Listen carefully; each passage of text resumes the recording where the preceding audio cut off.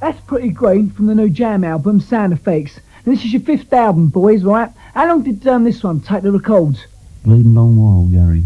No, about 3 months, you know. Right, the songs are shorter and less intricate than the ones on your last album, which is Setting Suns. I mean, were you like scared of becoming a concept band? Well, the main thing is we just didn't want to sort of get too complex, really. But I don't think it's, I still think we're progressing anyway. I don't think when you progress, it means you've got to get more complex and, like you said, all the sort of intricate arrangements on Setting Suns. So we're just going to try and progress in the other, like another way, and just like simplifying things and just making the most of a lot of us, like the 3-piece.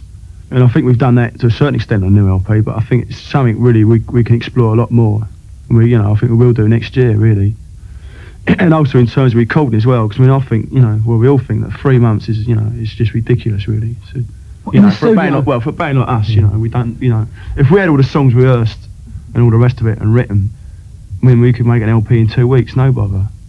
But it's a question that most of the time we don't really get the chance to sort of rehearse the stuff, or I don't get a chance to sort of write it. What, you work them out in the studio? Well, a lot of times, yeah, but that's just sort of down to circumstances, really. But if we can change it, I don't know how we can, but if we can, it'd be a lot better.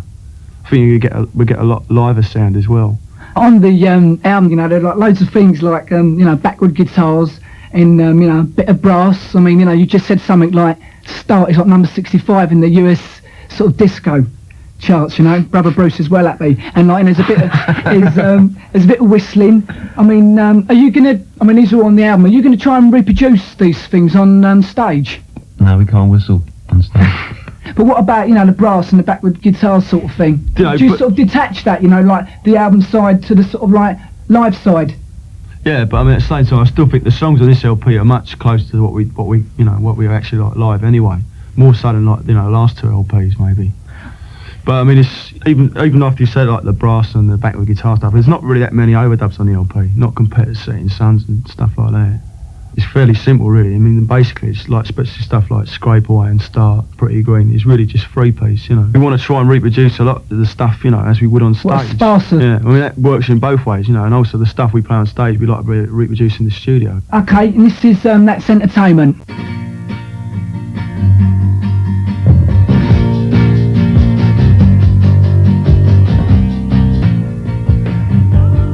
That's Entertainment, which is off the James forthcoming LP, Sound Effects. The songs on the album, right? I mean, they're very much sort of like a mixture, and I mean, Boy Back to Town sort of thing, which seems like pretty happy-go-lucky. It seems like a sort of like statement of, walking down Oxford Street on a Saturday morning or something like that. Do you know what I mean? Yeah. And then there's other ones which are like totally opposite. What's Set the House ablaze about? I much prefer people to sort of make their own mind up, really, because it's like this latest thing with like the paper saying this was going to be our psychedelic LP. Yeah. And loads of kids after gigs been coming saying, is this stuff really, is it going to be psychedelic in there? So I mean, by me stating what I think the song's about, I just, just tend to get one view on it, and that's it. I much prefer. Sometimes I ask sort of kids, what they think the song's about, and they'll come up with something which is, which I hadn't even thought about. So I much prefer to do that. I don't, it's not. I'm not trying to avoid the, the question. It's just that I just think that the kids sort of, if they hear me sort of, saying, well, this song's about this and that, it just tends to sort of stamp it, and it just becomes a little bit sort of one-dimensional. Yeah. Well, the main thing of that it's about is just the whole sort of narrow-mindedness, that creeps into a lot of like kids these days. A lot of youth, especially at gigs as well. All this sort of tribalism stuff and that. And there's like Set the House ablaze and Scrape Away is about that to a certain extent. Well, this sort of like steaming to Boy About Town. Steam here walking around, I'm the boy about town that you heard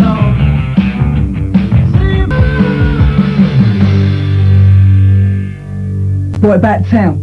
What about music for the last couple, the first sort of collective jam song, How did that sort of like come about, Bruce? I just like sort of a riff and a drum beat, just mucking about, really. That sounds a bit XTC-ish, actually. Don't you reckon?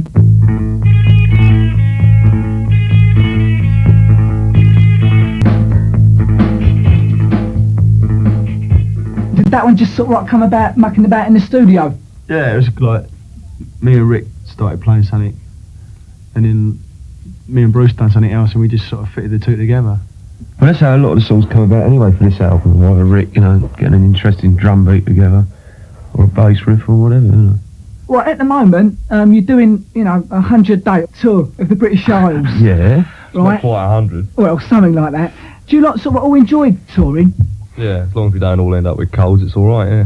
It gets a bit much towards the end of it, but you know, usually like the tour usually starts off really well, and then you got it's like a bit of a lull in the middle, and it picks up again at the end, towards the end. That's the way it sort of goes. But overall, I mean, we enjoy it. Yeah, otherwise we wouldn't bother doing it. With your popularity now, Screaming Sure, Girls yeah. outside and all that.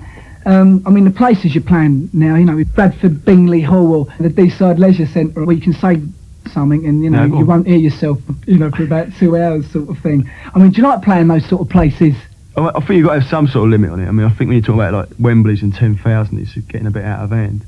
I think it does really, in some sense, it doesn't matter where you play. If you create a certain atmosphere on a night, you tend to sort of forget about the amount of people. So I don't think it matters if you're playing like D-Side, Leisure Centre or the Marquee, really. But I mean, we've put a limit on it. We don't want to sort of. We was talking about doing like 2 nights at Wembley rather than the 4 nights we're doing, you know, at the Hammersmith and the Rainbow. But we just thought like that's a bit too much, you know, getting in the Fleetwood Mac Brigade and it. So On this tour, you're previewing, you know, new material, right, from Sound Effects. You know, what's been sort of the general reaction to it, Bruce? Overall, it's been really good. Yeah? I think the further north we travel, the immediate reaction, you know, has been a lot better. I'm not too sure why that should be. You're finding that, I mean, the kids up north are sort of, you know, going more potty to it, the ones down in Yeah, the just his south. immediate reaction, you know, when we play a new number. This is the last song, Scrape Away, and it's the last track on side 2.